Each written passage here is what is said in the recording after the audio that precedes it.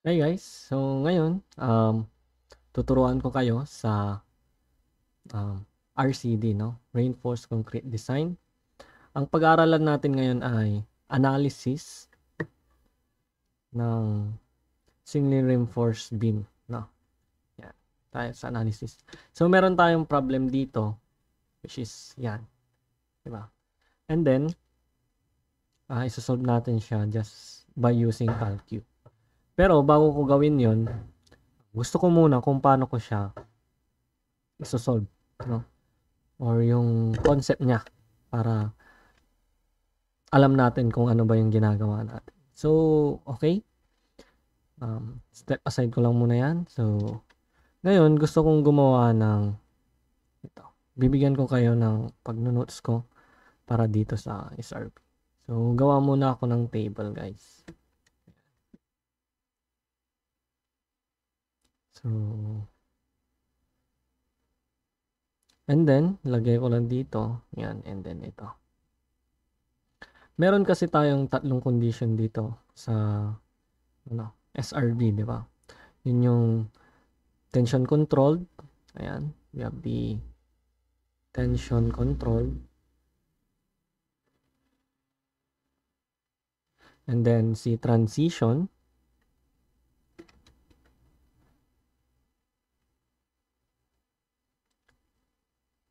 And then si compression control. Ayan. Yan yung tatlo dito. So, para hindi kayo mahirapan kung paano yan malaman. So this is Fs, guys. So, kapag greater than siya sa 1,000, ang ating condition ay tension controlled. Yan. Kapag greater than 1,000 tayo. Yung Fs natin. And then, kapag transition naman, in between ng Fy. Yan. So, given naman yan yung mga Fy. Tapos, And then, kapag less than naman tayo, so we will have the compression control. So, ang nangyari dyan is, yung condition dyan is yung value lang phi natin. Kasi ang pinapasolve sa ating analysis is yung ultimate moment. So, ang phi natin dito para sa ating compression control, so lagyan lang natin ng hatian. Yan. So, our phi here is equal to 0.65. And then, dito naman is our phi is 0.9. And then, dito naman sa transition is may formula based dyan, pero para hindi nyo natandaan, gumamit ka lang ng sa CalQ, yung mode, yung linear mode. Ayan.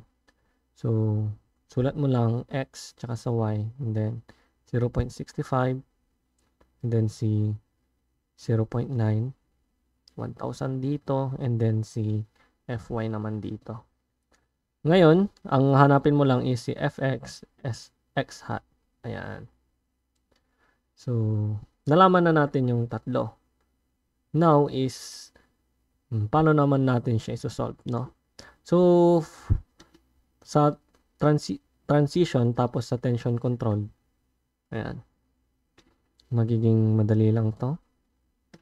So, ang gagawin natin is C is equal to T, di ba?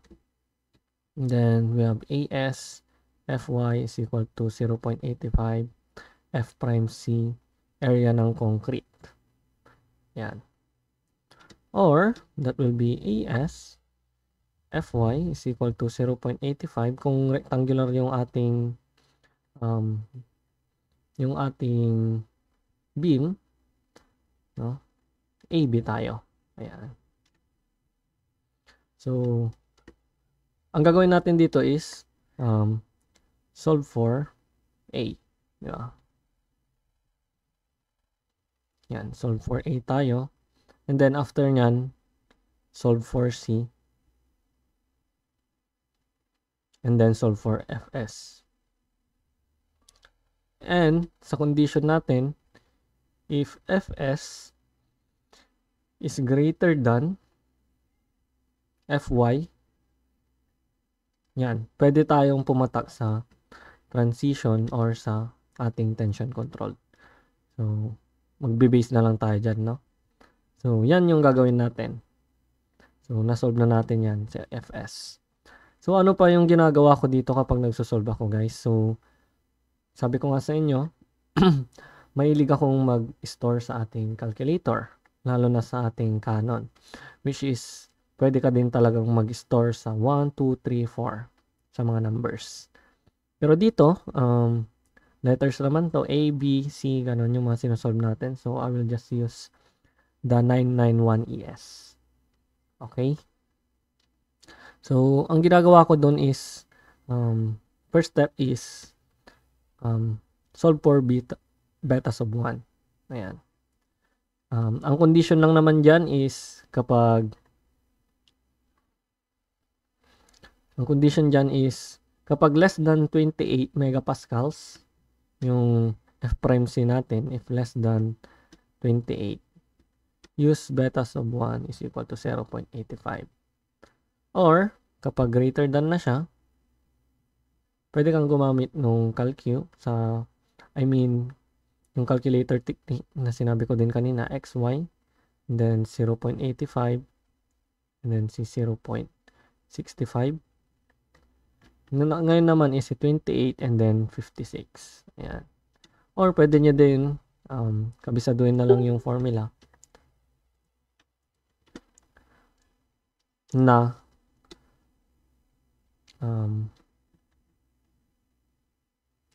yun 0.05 all over 7 and then si F prime C minus 28 minus to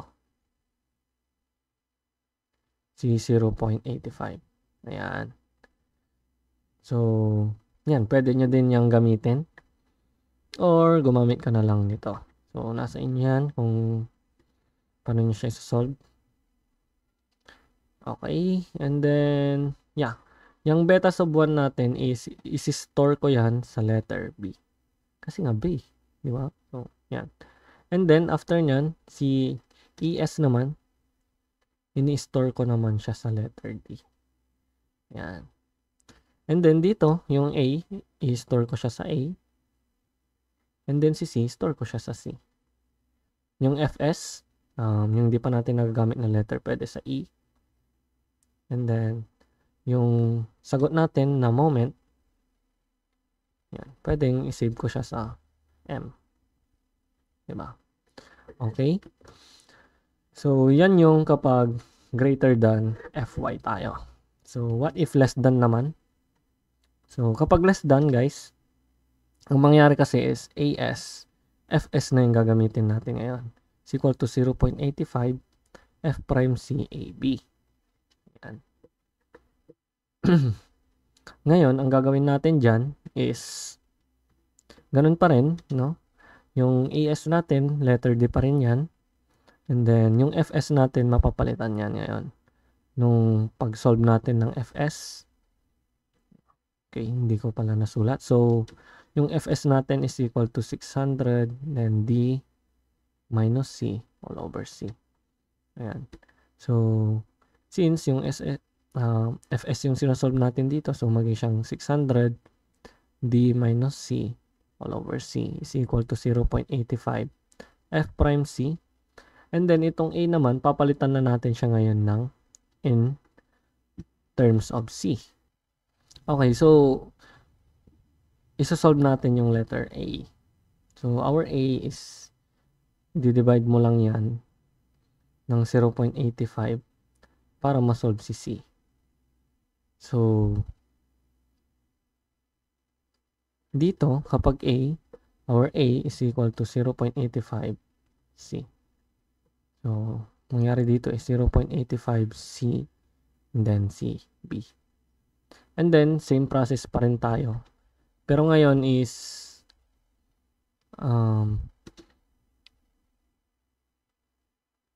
masosolve mo na dyan si C.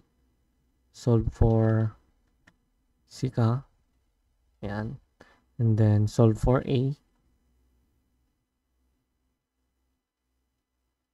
And then, after nyan, check fs if less than siya sa fy. Ayan. And then, pwede na tayong mag-solve ng moment. So, sa moment, guys, ang mangyari lang is magkakaroon lang siya ng moment arm. And then, yung ating moment arm, and then yung ating phi. So, para sa ating ultimate moment, no? So, phi, and then C. So, sa tension tayo, or sa compression. Ayan. And then, multiply mo lang by kanyang moment arm. So, D minus A all over 2. Or, magiging ganito yung ating formula. So, phi, yung sinolve natin, then 0.85 kung gagamit ka ng compression. F prime C, AB, then D minus A all over 2. Okay, dito naman is magiging 0.65 naman, no? Kasi compression control tayo, then multiplied to 0.85 F prime C AB, ayan, and then ganun pa rin D minus A all over 2. So, ganyan mag-solve. So, parang ang haba siya tignan, no? Pero, papakita ko sa inyo dito sa ating problem na mabilis lang, madali lang mag-solve.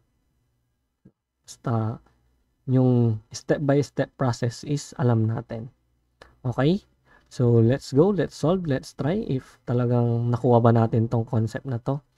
So, dito tayo sa ating problem. So, sa ating sample problem, we have given the following properties of a rectangular beam. So, where B is equal to 280, the depth is equal to 480 mm, F prime C is 21, Fy is 415. The beam is reinforced for tension only. Determine the design strength under the conditions. Design as SRB. So, meron lang tayong iba't iba dito na, no? When the beam is reinforced with 3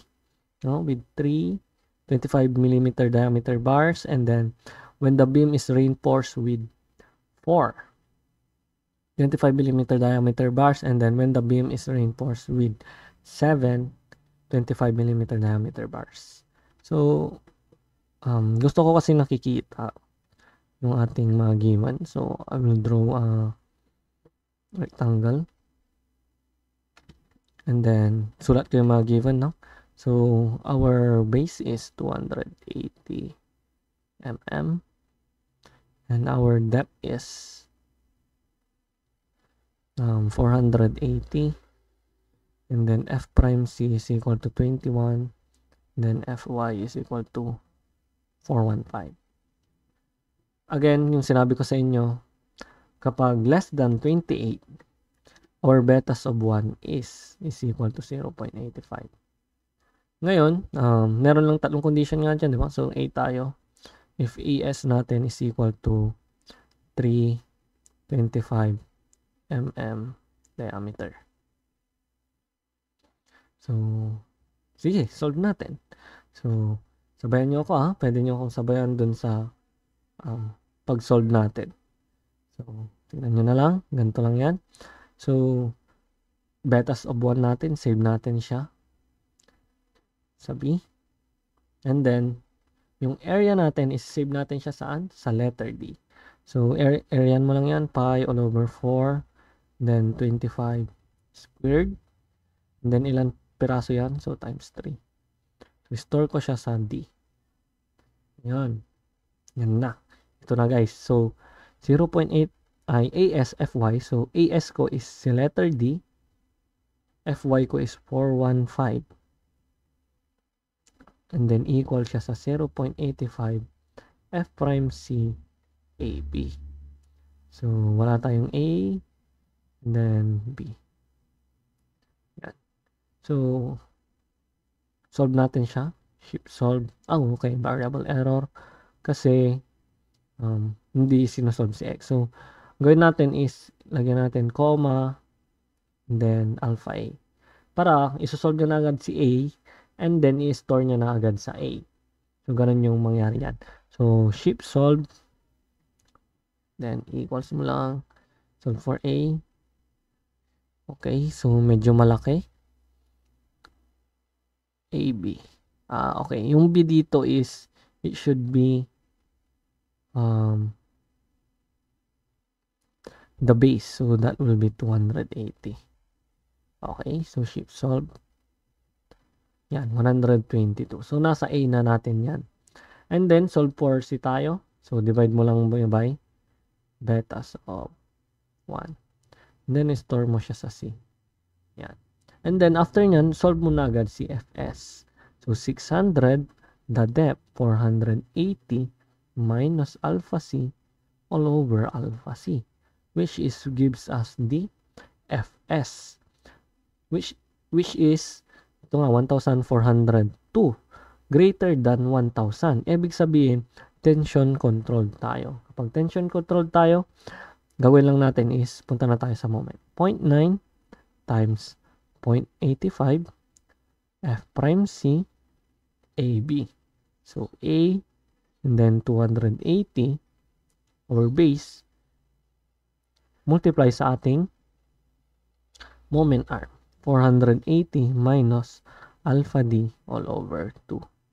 I mean, alpha D. Alpha A. Ayan. So, yan. Masasolve na natin. So, we will have the answer. 230.34.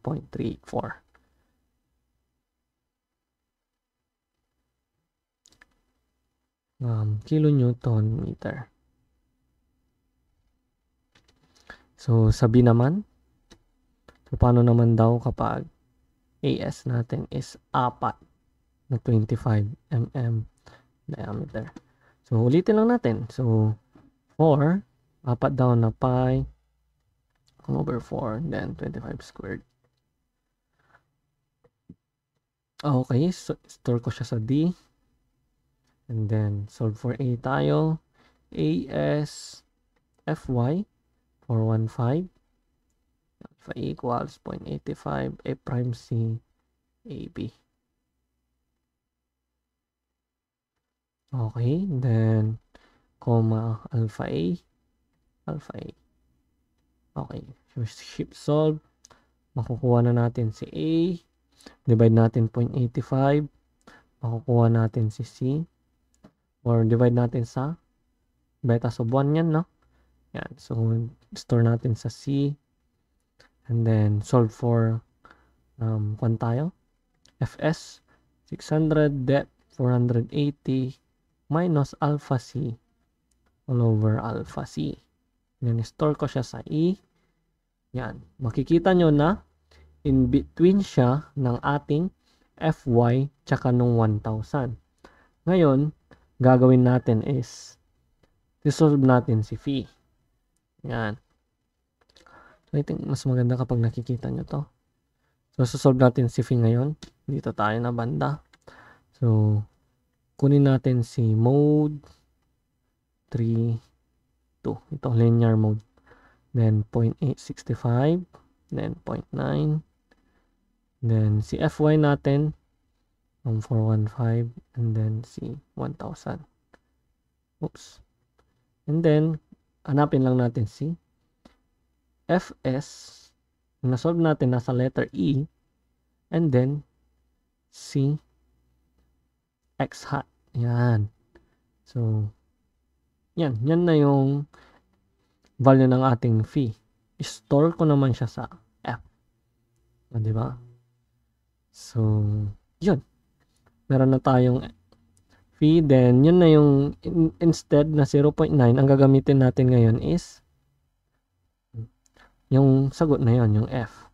Then, 0.85 F prime C, 21 AB, which is yung B natin is 280, multiply siya sa moment arm. The depth, which is 480, minus alpha A all over 2. So, that will give us the answer. 278.567.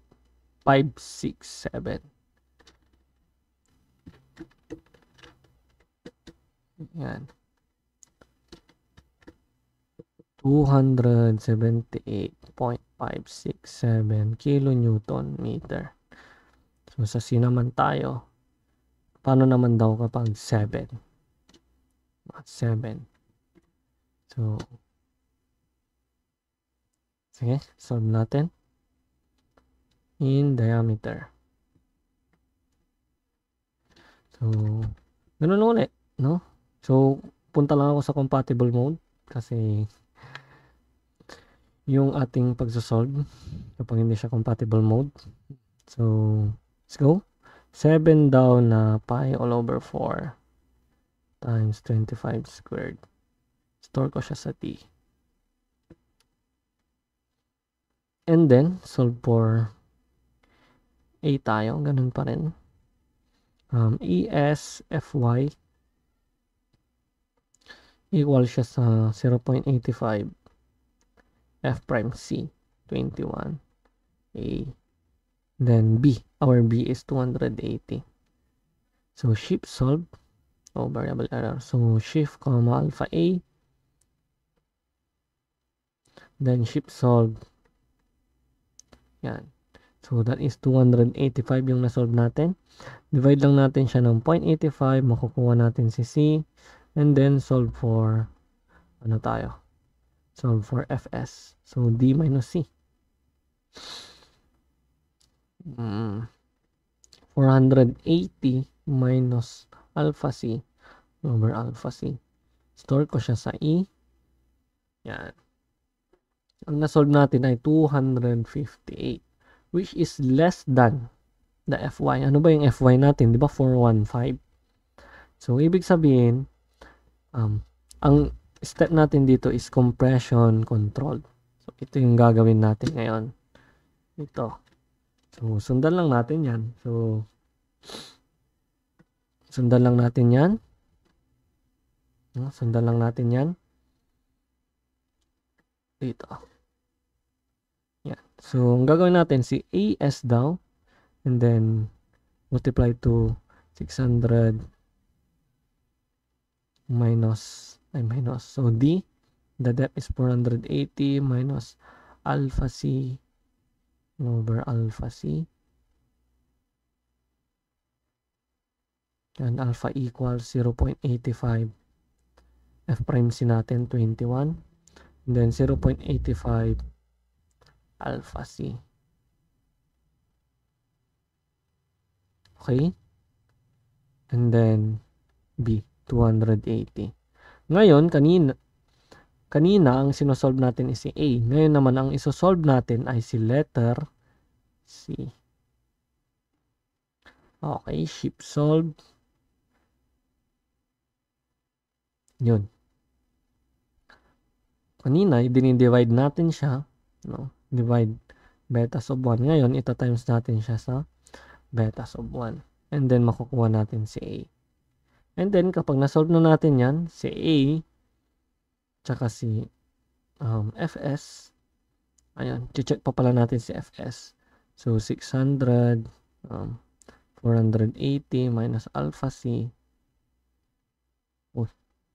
alpha C, all over alpha C. Check lang natin if less than Fy pa rin siya. So, call natin 367. So, mas mababa pa rin siya sa Fy. So, ibig sabihin, compression controlled nga tayo. So, pwede na tayo mag-proceed sa moment. So, gagamitin natin tong 0.65 multiply to C times the moment arm. So, sige. Calculate lang natin yan. 0.65 and 0.85 multiply to 21 AB. So, A, and then multiply to 280, and then D, 480, the depth yan, minus alpha A all over 2. Yan. So, equal natin. So, that will be 290.492.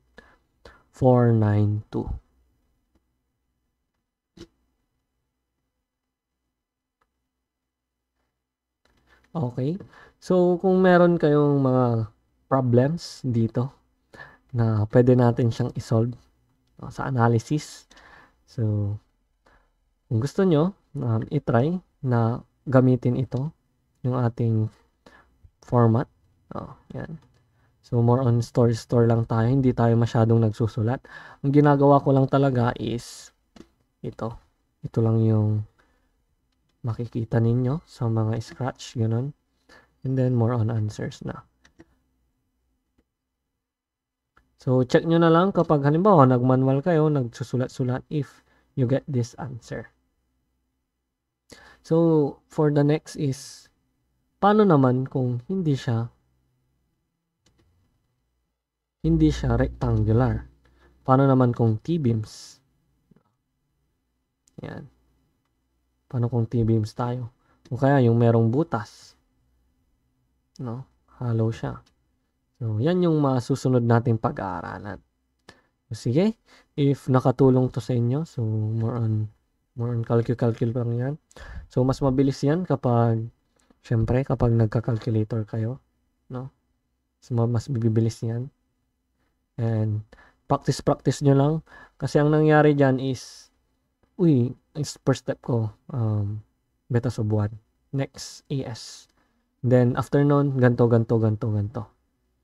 Ganun yung magiging practice. Kasi dito tayo sa RCD, guys, more on step-by-step process. So, kapag meron kang way na ginagawa, so, nasa atin din yun kung paano yung gagawin mo. Pero, ito is just a recommendation sa inyo kung paano nyo isolve yung ating SRB. So, nasa inyo pa rin yan. So, ganon. So, sana nakatulong ito sa inyo. And kung nakatulong ito sa inyo, pwede nyong i-share sa mga classmate nyo para malaman din nila. So, sige, hanggang dyan na lang muna. Bye-bye.